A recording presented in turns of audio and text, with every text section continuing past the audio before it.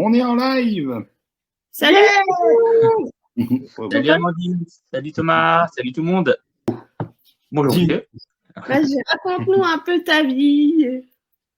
Alors, Présente-toi pour ceux qui ne te connaissent pas. Présente l'Andy Routard. Andy Routard, qu'est-ce que c'est que ce truc bizarre? Alors, je m'appelle Nico. Donc j'ai une page effectivement qui s'appelle Nico Andy Routard, c'est très recherché. Hein. Et pourquoi ça? Parce que j'aime bien prendre la route. C'est dingue, hein. Donc on peut dire que voilà, dans ma vie, il y a eu, on va dire, deux parties. Une partie où j'étais quand même bien enfermé, on va dire, par les conséquences du handicap. Et puis, il y a 7 ans, on va dire à peu près, j'ai décidé de prendre les choses un peu plus en main. Donc là, j'avais pas mal de choses à régler au niveau de l'autonomie, au niveau des problèmes musculaires, parce que je suis atteint du spina bifida. Donc c'est une maladie rare qui fait que on peut un peu me définir comme l'homme qui valait 3 milliards, quoi, on va dire, hein, parce que Ça va, je suis. parce qu'il y a eu beaucoup de rafistolage à gauche, à droite. Vessie, intestin, colonne vertébrale, jambes, enfin voilà, donc on peut rafistoler de partout. Au cerveau aussi, évidemment, ça se voit. Tu fais le check-up complet. Pardon? Tu fais le check-up complet. C'est ça. Et donc à partir de là, oui, je me suis bien mis au sport pour arranger un peu les choses. Et puis au fur et à mesure, j'ai pu faire des choses au niveau autonomie de plus en plus importantes. D'abord, c'était des petites balades dans ma ville, hein, tout simplement. J'ai fait les choses un peu concentriquement.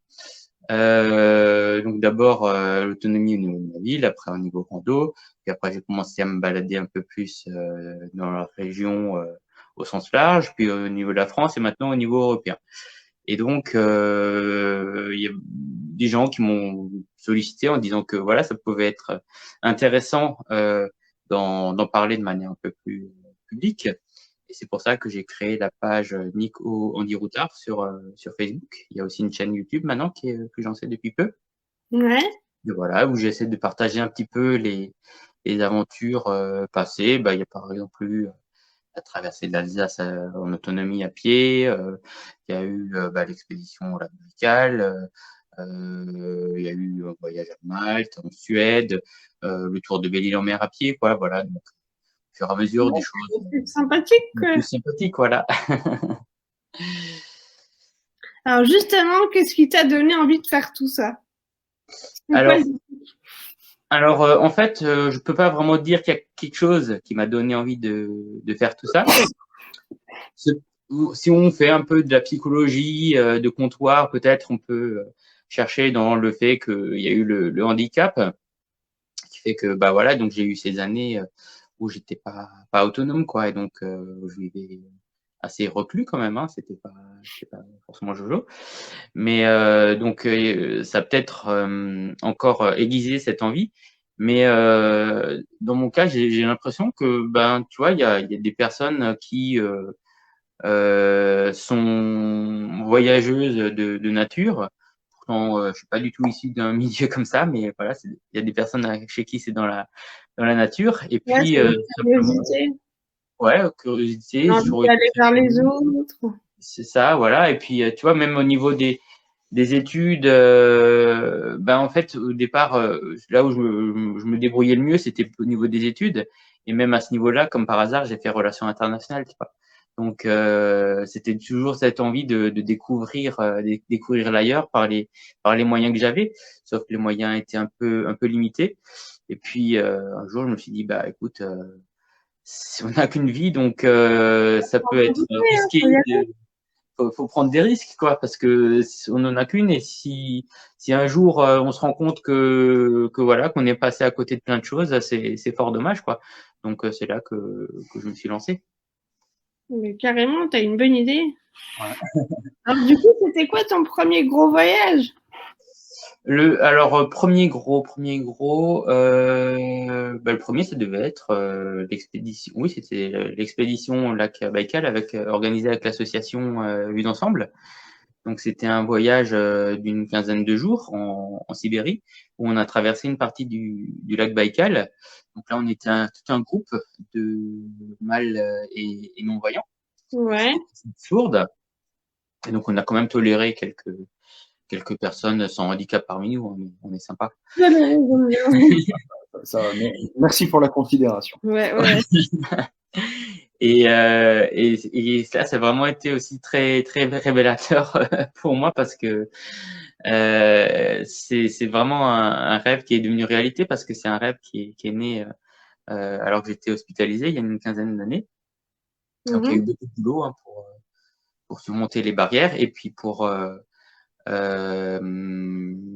que toutes les conditions soient réunies parce qu'il y a eu quand même pas mal de choses à gérer, tu vois, par rapport au handicap. Par exemple, je suis obligé de me sonder au niveau sur le plan urinaire. Ouais. Donc, c'est pas forcément simple à gérer dans des conditions où tu n'as plus vraiment la mobilité des doigts et tout ça. Ouais, en plus, il fait super froid, tu peux pas enlever le manteau. C'est ça, voilà. Donc, c'est pas forcément simple à gérer. Donc, il a fallu réunir les bonnes conditions. Et donc, là, par exemple, on a eu la chance d'être accompagné par un guide qui était médecin urgentiste aussi à côté, Pierre Muller. Ouais, ça peut. Et donc, voilà, c'est au final que les conditions se sont réunies pour que ça marche, quoi. Et effectivement, quelque part, il y a quelque chose qui est né à ce moment-là parce que ça a vraiment confirmé mon envie de découvrir le Grand Nord, tu vois. J'ai vraiment cette passion. Ouais, Et, le froid de toute façon, hein, toi. ouais, le froid de façon générale. Là aussi, c'était un peu contre nature, tu vois. Quand j'étais gamin, j'étais toujours surprotégé par rapport au froid et tout ça parce que voilà, ça pouvait poser des problèmes par rapport à ma santé. Et puis maintenant, je fais des stages VIMO où je me confronte au grand froid, où je prends des bains glacés et tout. Et voilà, toujours envie d'aller plus loin, de surmonter les pièges quelque part que la santé m'a mis sur mon chemin. Et puis donc effectivement après il y a eu un autre voyage à Stockholm pour retourner un peu là-haut. Ouais, dans le froid. Ça. Et puis là ça fait partie de mes grands rêves de vraiment avoir une vraie expérience là-bas, tu vois. Ouais. Limite partager quelques mois avec les amis et tout, tu vois, ça sera. Ouais, c'est un peu voyage en terre inconnue. C'est vrai, c'est un peu ça. Au milieu des rennes et tout, ça, vraiment, c'est le truc qui me fait Ouais, vraiment. ça va, avec les températures actuelles, je trouve que on n'est pas trop dépaysé niveau grand froid. C'est un peu light, là. Tu dois être content, toi, du coup. Ah oui, là, actuellement, c'est vraiment les conditions idéales. Hein. J'aimerais bien d'ailleurs refaire une petite balade en t-shirt en ce moment, là. Ça Oui, me à toi la neuf. Si quelqu'un veut me suivre. C'est un petit peu ce voyage qui a fait un peu déclic au final, quand même. Oui, après, c'était vraiment plus dans un processus, tu vois. C'était vraiment dans un processus parce que le déclic était aussi arrivé avec quand je me suis mis au sport et que en fait, tu vois, chez moi, ça a été extrêmement linéaire, on va dire. Ouais. Et j'ai vraiment essayé d'avancer pas après pas. Et c'est peut-être ça qui a été le plus compliqué, mais à la fois qui a été le plus décisif et qui a été la plus grande force, c'est que de faire à chaque fois un pas de plus, sans essayer de me poser la question de ce que ça allait apporter ensuite, tu vois. Quand, par exemple, je me suis mis au sport, je savais pas, je me disais, bon, bah voilà, après, peut-être que j'arriverai mieux à marcher au niveau de mes problèmes des jambes et tout, tu vois. Mais je savais pas du tout après si après il restait aussi le problème le problème central de la vue, quoi. Donc il y avait aussi l'autonomie encore à travailler ensuite. Donc c'était vraiment je savais pas du tout à chaque fois que je poussais une porte, je savais pas du tout ce qu'il allait y avoir derrière et au contraire, je pouvais me dire bon bah c'est la dernière porte que je vais pouvoir pousser. Et puis après, ça sera terminé. Voilà, j'aurais un peu fait tout ça pour rien. Puis en fait, non, les choses se sont vraiment toujours bien enchaînées. Et c'est peut-être ça le principal message à dispenser, c'est que même si aujourd'hui vous faites quelque chose dont vous voyez pas forcément le sens pour avancer dans l'autonomie, il faut le faire parce que il y aura toujours ensuite quelque chose d'autre qui va se passer, qui va faire que les choses se goupillent bien, quoi. Il faut vraiment avoir toujours l'espoir dans la suite des événements. Voilà, faut pas baisser les bras, en fait. Ouais, jamais, ouais, parce que Il faut avancer. Faut se faire confiance. Le tout, c'est de se faire confiance parce qu'il y a autant la barrière physique que le handicap, il peut imposer. C'est-à-dire, ben non, en fait, mon corps, je peux pas l'emmener à faire ça. Mais il y a aussi la barrière limitante de l'esprit, de se dire, ah non, je suis pas capable parce que tu te sens pas capable de le faire, en fait. Bah oui. Je veux dire, par exemple, quand j'ai commencé à faire du sport, j'arrivais à marcher environ 3-4 km, tu vois. Et puis, donc, je me suis entraîné, et puis maintenant, j'ai un record à 79, quoi. Et ça, c'est un truc, moi-même, j'en reviens pas, tu vois. Ouais, je pense que les médecins, enfin, quand ils nous voient tout petits, ils se disent, ah ben non, il ou elle pourra pas faire ça ou marcher tant de kilomètres. Et puis finalement, on est un peu on défie un peu les pronostics. Mais il faut vraiment essayer de sortir de la sinistrose, tu vois, parce que c'est vrai que on va pas se cacher, la maladie a quand même provoqué beaucoup de douleurs physiques dans ma vie, hein, ça c'est clair. Et donc là, tu peux avoir, je pense que tu en sais quelque chose, hein. Ouais, carrément, ouais. Et donc à ce moment-là, tu peux vraiment te dire bon bah c'est vraiment trop difficile, tant pis, je m'arrête là, quoi. Alors que c'est dommage parce que souvent ça fait passer à côté de beaucoup de choses. Ouais, mais alors des fois tu peux t'arrêter, reprendre parce que t'es pas en condition physique, puis un jour ça y est, t'es parti, t'es lancé, quoi. Ouais, c'est ça, ouais. C'est peut-être une question de bon d'être là au bon moment, au bon endroit, en fait. C'est comme comme si tu avais un marteau et tu tapais sur un mur, et puis il veut pas céder pendant longtemps, et puis au bout d'un moment il cède, tu vois. Ouais, c'est ça. Et ça me rappelle une anecdote qui m'était arrivée à Malte, Ouais. où j'avais tout prévu, mon planning pour une journée. Et puis en fait, évidemment, au petit matin, je suis malade comme un chien, quoi.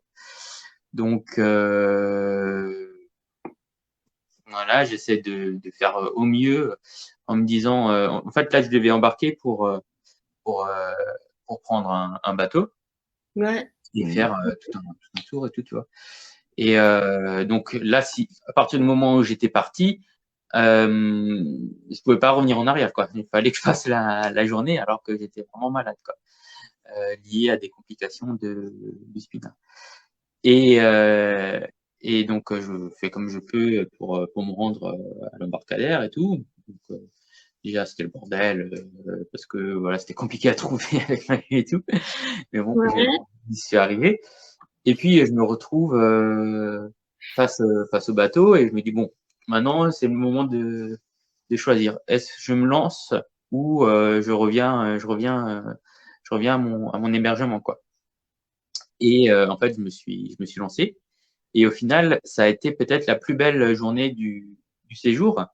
Et tu vois, je pense que ça a été vraiment l'état d'esprit, l'optimisme que j'ai mis, qui a fait que au final, ça s'est super bien passé. Si j'étais parti, je pense, avec des ondes négatives, toute la journée aurait été une catastrophe, quoi. Alors, Oui, et puis il y a l'envie, en fait, d'y aller aussi. Et puis quand tu vois les paysages, tu te dis, oh, finalement, j'ai bien fait d'être là, ça valait le coup, même si je suis pas en forme, je vois des trucs super beaux, des paysages magnifiques. Je suis content d'être là, en fait. Il faut chercher le positif. C'est sûr que si tu vas par la négative, forcément, ça va mal se passer. Ouais, et puis, je veux dire, on a des raisons objectives de pouvoir être négatif à la base, quoi. Mais c'est vraiment tout un travail psychique, quoi, qui doit être fait pour aller toujours vers le positif, quoi. C'est la force du mental de se dire, allez, non, il faut pas, enfin, faut transformer la négation en positivité, en fait. C'est ça, et puis faut vraiment qu'on se rende compte, je veux dire, on est souvent présenté quand on a un handicap, tout l'inverse, tu vois. C'est ça, on est vu comme, on est vu avec des limitations, alors qu'on n'a pas montré ce qu'on pouvait faire. Bah, d'une part, mais en même temps, c'est aussi à nous-mêmes qu'il faut réussir à convaincre. Je veux dire, il n'y a pas encore de diplôme tu as telle ou telle maladie, donc ça te donne telle ou telle compétence. Mais après, je veux dire, il y a d'une part les compétences et d'autre part l'être, ce qu'on est.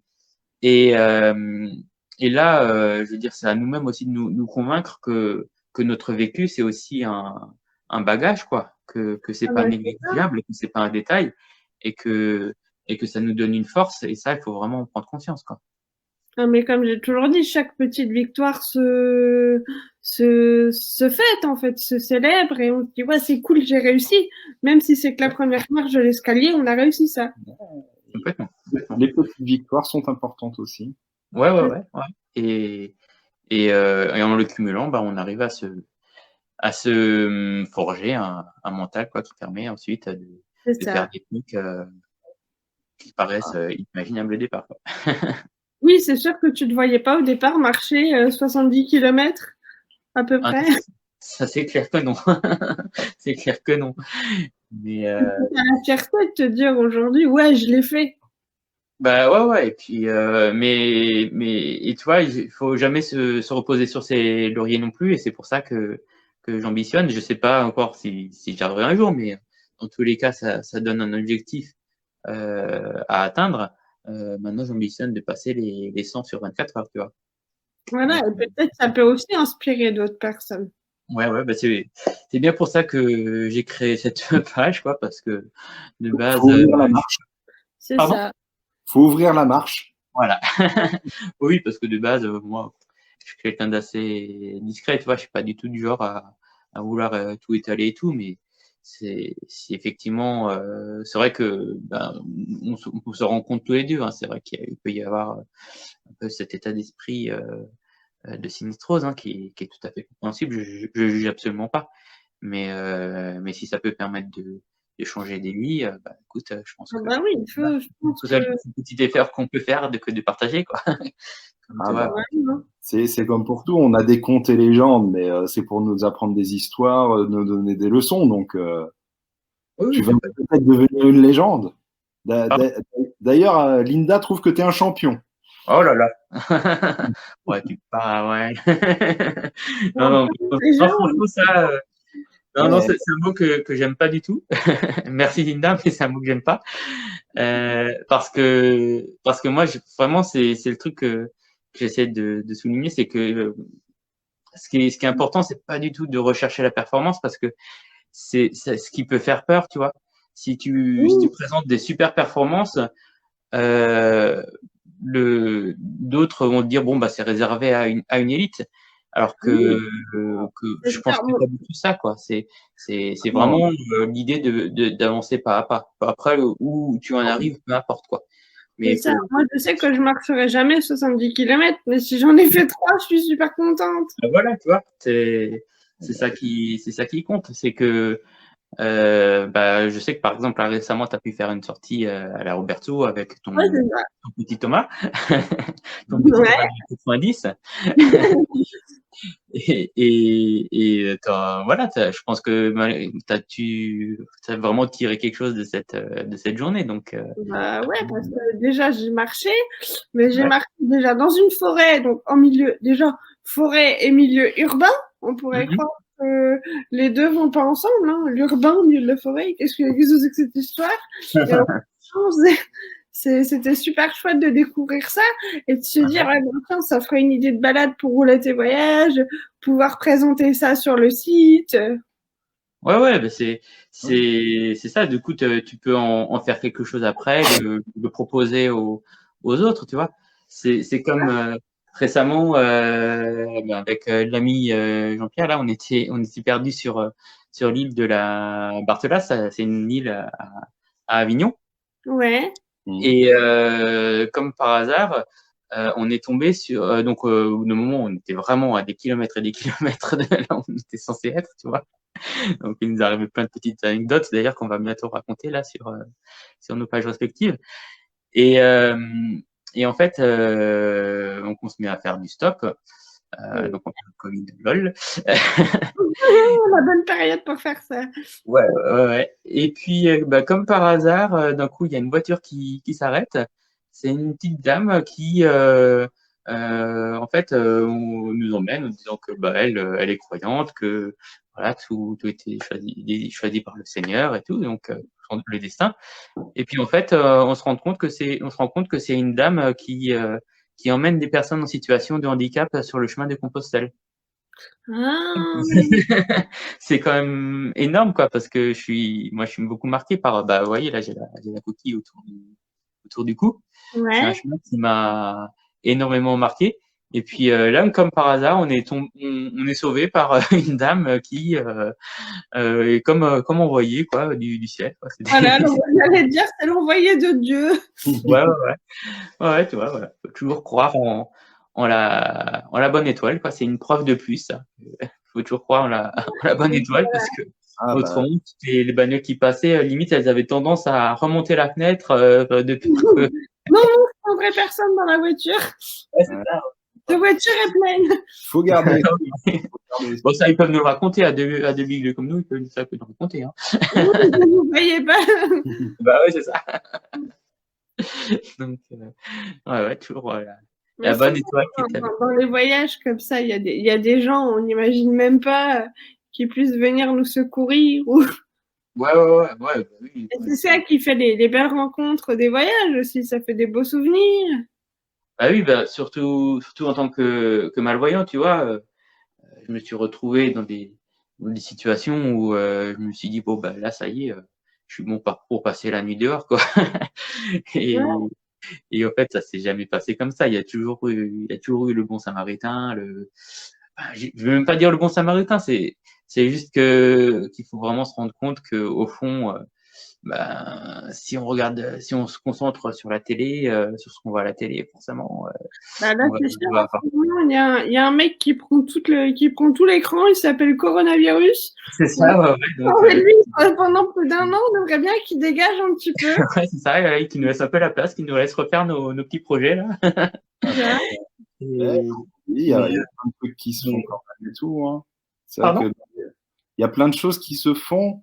Après, c'est vrai que les infos, ils nous présentent souvent ce qui va pas ou des trucs un peu graves parce que forcément, c'est ce qui fait la une, c'est ce qu'ils choisissent de nous transmettre. Mais c'est vrai qu'il y a plein de trucs aussi où ils racontent de belles histoires, qui partagent plein de trucs, etc. et tout. Donc, discerner, certes, on voit plein de mauvaises nouvelles et tout, mais c'est parce que c'est pour nous avertir, c'est pour nous tenir informés. Après, voilà, les bonnes nouvelles, etc. et tout, c'est sûr, c'est un peu moins commun, mais il y en a plein et il y en a plus, en vrai. Comme par hasard, elles sont plus difficiles à trouver. Voilà. Oh, c'est pas forcément plus difficile à trouver. C'est pour ça qu'il faut regarder les lives sur Facebook qui relaient tes voyages. Voilà. C'est vrai que grâce à tout ça, maintenant, on arrive un peu à faire nos propres canaux d'échange. Il faut du réseau, il faut, voilà. Ouais. Faut partager de l'espoir. Ouais, écoute, c'est ce qu'on va essayer de continuer à faire, mais c'est vrai que, tu vois, si on s'arrêtait à ce à quoi on est baigné sur certaines chaînes, c'est sûr que on n'oserait plus tellement aller vers l'autre, quoi.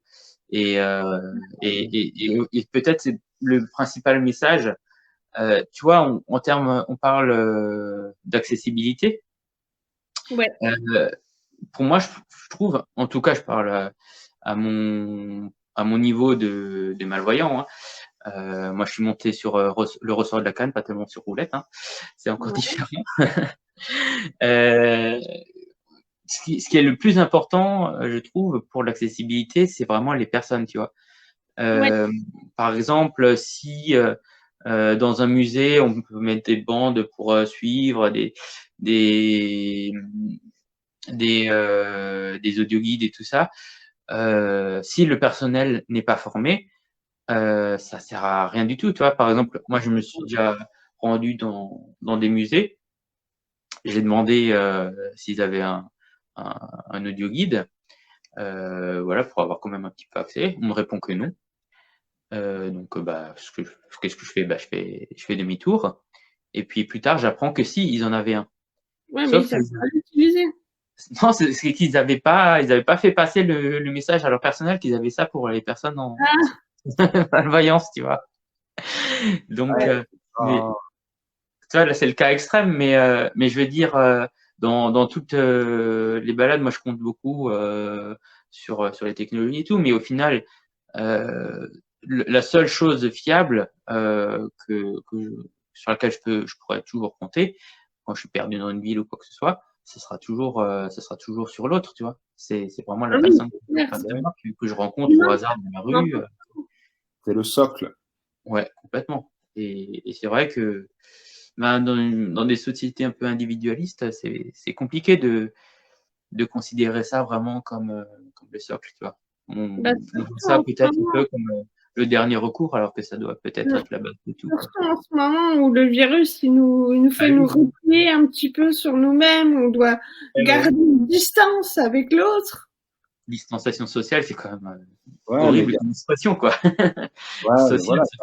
Garder une distance physique, c'est bien, mais ça n'empêche que on peut avoir, on n'est pas obligé d'avoir une distance sociale non plus. C'est ça, il y a une nuance là-dedans. On peut appeler, on peut faire des visios, tu peux envoyer une lettre. Là, en fait, c'était plus sur le côté humain quand la personne, enfin, comme quelqu'un comme Nico ou quelqu'un comme moi qui voyageons seul, tu peux pas envoyer un mail à quelqu'un pour lui dire j'ai besoin d'aide. En fait, la personne, faut qu'elle soit là tout de suite. Oui, mais ça, du coup, justement, même dans la rue, tu vois, c'est sûr que les gens ont un peu plus tendance à s'écarter, mais ces derniers temps, il y a quand même pas mal de gens encore. Récemment, par exemple, j'ai galéré sur le verglas, quoi. Et ça n'a pas empêché qu'il y ait quelqu'un qui vienne s'enquérir comment ça allait pour moi et qui c'est comme moi la dernière fois là, je marchais dans la rue, je revenais des courses et tout, et t'as une dame qui a justement elle a flanché, elle est tombée. Ça n'a pas empêché, on a été 5-6 à se mettre pour la relever, vérifier qu'elle allait bien. On est resté 5 minutes avec elle pour voir si c'est bon, elle avait tous ses esprits, qu'il n'y avait pas de soucis. Oui, il n'y avait rien de cassé. Voilà. Il arrive quelque chose, les gens viennent, c'est normal. Après, concrètement, tu vois, par exemple, moi, mon prochain projet, ça serait, le prochain grand projet, c'est un tour d'Europe en autonomie. Ouais. Donc, l'idée, c'est de parcourir de passer par tous les pays de l'Union européenne et de leur capitale. Donc ça, c'est un projet qui était prévu là pour le mois de mars, donc c'est un peu compliqué, hein. Faire l'année prochaine, du coup, non? Voilà. Donc donc là, on s'adapte. Donc c'est sûr qu'il y a des contraintes concrètes, mais au final, on adapte. Du coup, tu vois, par exemple, à la place, j'ai imaginé un autre projet qui serait d'aller de Strasbourg à Toulouse en tandem, quoi. Voilà. Donc c'est complètement différent, mais ça permet quand même de continuer à s'éclater, quoi. C'est sûr que c'est une période compliquée. Alors attention, hein, je pense bien sûr à toutes les personnes qui ont été atteintes, au personnel soignant qui vit vraiment des moments difficiles, quoi. Mais la société dans son ensemble, il faut quand même qu'on pense quand même un peu à respirer, quoi, parce que comme je disais toujours, comme je dis souvent, il faut pas. Le but, c'est pas d'éviter la réanimation pour finalement se retrouver en service psychiatrique, quoi. Bon, on va parler de choses un peu plus gaies là, parce que le Covid, on en souffre matin, midi et soir. Oui, donc j'ai essayé de présenter un peu le positif quand même là-dedans, tu vois. Il faut tirer du positif de toute situation, ça c'est clair. Voilà, je sais que j'ai créé Roulette et Voyage pendant la période du Covid. Je sais que le banquier, quand je suis allée le voir pour ouvrir le compte pour Roulette et Voyage, je me dis, mais vous n'êtes pas un peu folle de faire ça? en pleine pandémie, je dis, mais vous voulez que je fasse quand, en fait? Et c'est quand il y a des moments comme ça qu'il faut essayer d'aller chercher du positif et de faire quelque chose de concret. Oui, tout à fait. Bah, moi aussi, j'ai créé du coup une petite association qui s'appelle El Handicap. C'est vrai que, bon, là, du coup, l'élan, c'est vrai qu'il est quand même plus compliqué à lancer dans cette période, mais ça permet quand même de faire au moins déjà le travail de fond, quoi, qui est à faire pour. C'est ça, qu'est-ce qu'on peut encore dire? Tiens, si tu avais un conseil à donner à un jeune malvoyant ou non-voyant qui voulait se lancer. Pas forcément spécifique aux malvoyants, non-voyants, mais toute personne en situation de handicap. C'est vraiment ça, d'essayer de faire les choses pas après pas, tu vois. Pas se dire que Rome s'est pas bâti en 3 jours, comme on dit, tu vois. Ouais. Et donc de vraiment d'essayer de voir ce qu'il est possible de faire dans la situation actuelle. Et toujours, moi j'ai inventé un petit mot là que j'aime bien, qui est le révalisme. C'est-à-dire Ouais, j'ai déjà entendu dire ça. Ouais, j'aime bien ce mot parce que tu vois, faut accorder ses rêves à sa réalité, parce que sinon on se crée uniquement des frustrations, quoi. Et à ce moment-là, on fait plus rien. Alors que si on essaie, je veux dire, tu vois, par exemple, en ce moment, j'ai une nouvelle contrainte qui est apparue depuis 1 an et demi. Ouais. Même 2 ans maintenant, c'est que je suis obligé de pratiquer tous les 2 jours. On m'a installé un système bizarre de nouveau, comme souvent là sur mon ventre, et tous les 2 jours, je suis obligé de m'envoyer 2 litres de flotte dans le ventre parce que sinon Ouais. mon intestin ne fonctionne plus. Et ça engendre de nouvelles contraintes. Tu vois, par exemple, comme je suis assez rustique et tout, j'aime beaucoup bivouaquer. Ouais. Et là, bivouaquer sur une semaine avec cette contrainte, c'est quand même beaucoup plus compliqué, tu vois. Donc, quelque part, voilà, j'ai mis ça, j'ai planqué ça dans un coin de ma tête pour le moment. Ouais. J'essaie de voir les autres choses que je peux quand même faire malgré ça. Et puis, et puis je continue à tergiverser et puis à regarder dans tous les sens, à essayer de trouver l'issue qui me permettra de pouvoir à nouveau faire ça. Et puis Oui, il n'y voilà. a pas de raison que ça ne fonctionne plus, quoi. Pardon? Il n'y a pas de raison que ça s'arrête, en fait. Ouais, peut-être qu'un jour je trouverai la solution pour pouvoir de nouveau bivouaquer comme je le faisais avant. Mais voilà, pour l'instant, c'est une petite frustration, mais j'essaie d'organiser du coup les choses pour pouvoir continuer à faire de très belles choses malgré ça, tu vois. Donc c'est vraiment ça. Il faut vraiment voir les choses, toujours partir de bâtir ses projets à partir de ce qu'on peut faire et pas à partir de ce qu'on peut pas faire. Et en particulier au début, quoi. Ou au début, Faut vraiment être, moi, je dirais qu'il faut vraiment être conscient de ses possibilités, mais aussi de ses freins. c'est ça. Pas penser dans du n'importe quoi. Oui, c'est ça. Et essayer de faire le tri entre les freins réels et les freins Oui, supposés. c'est peut-être ça le plus dur aussi, de se dire, Ouais, non, je tout peux à fait. pas. Tout à fait, ouais. Tu vois, par exemple, au début, je partais avec des sacs surchargés, quoi, parce que Ouais, peut-être qu'il t'arrive un truc et du coup, tu te dis au cas où, je prends ça. oui, j'avais des tonnes de protection, de médicaments et tout.